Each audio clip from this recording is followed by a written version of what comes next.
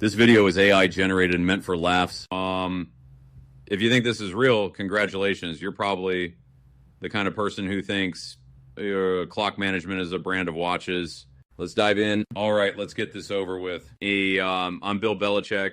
6 rings, countless wins, and apparently, the internet's favorite scapegoat for why the Patriots don't have an offense anymore. Let's get into these questions before I start breaking down tape on high school recruits. First question, Bill, how do you feel about being the greatest coach ever? Does it ever get old waking up every day knowing you've got more rings than most teams have? Playoff wins? Same. Oh, it's a real thrill, let me tell you. Nothing beats being called the GOAT and then hearing people debate whether Brady deserves all the credit. Being the greatest coach ever is like being the guy who invented pizza. Everyone loves what you've done, but they'll still argue about whether pineapple belongs on it. Does it get old? Not sure. But until someone else wins 6 rings with undrafted free agents and a 6th-round quarterback, the crown's staying with me. Second question, how did you like doing media for a year? Did you enjoy breaking down plays for fans who think a blitz is just a snack break? Oh, it was fantastic. Sitting in a studio, explaining football to people who, probably think the red zone is a kind of warning light.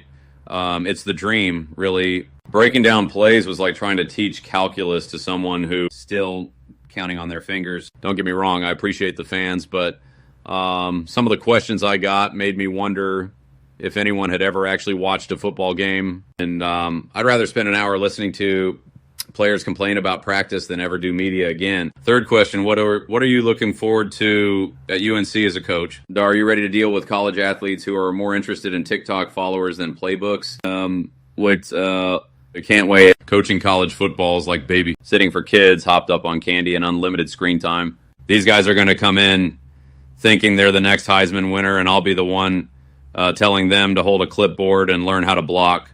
But hey, it's a challenge. If I can win 6 Super Bowls with players who didn't know how to tie their cleats when I drafted them, I can handle a few 19-year-olds who think NIL stands for no intense labor. Fourth question, Terry, do you think you won those rings, or was it Tom Brady, who really deserves credit for building the most dominant dynasty in football history?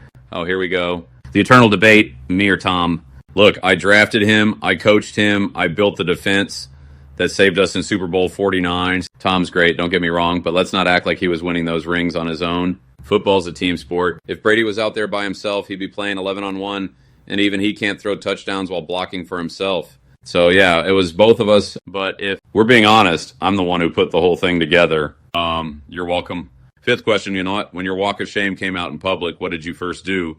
Did you think about releasing a statement, or were you too busy game planning for next season? Oh, the infamous walk of shame. First of all, I don't do shame, I do wins. But yeah, I saw it and I laughed. If you can't laugh at yourself, what's the point? Honestly, the first thing I thought was, at least I'm not wearing a visor. That would have been truly embarrassing. Then I went back to doing what I do best, figuring out how to turn undrafted, free agents into Hall of Famers. You want to make fun of my walk? Fine.